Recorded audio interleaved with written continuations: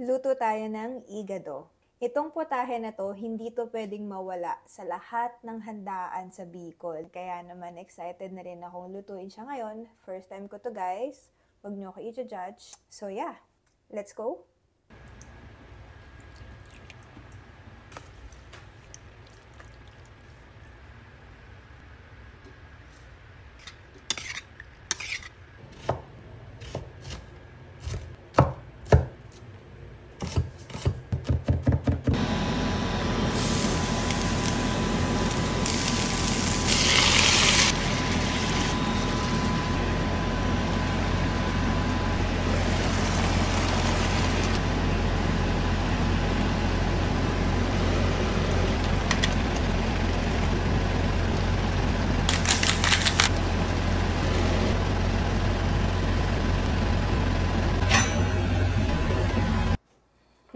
First bite.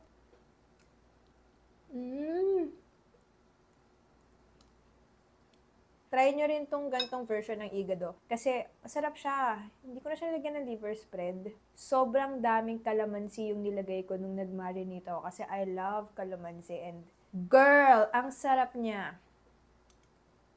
Feeling ko makakadaming rice ako.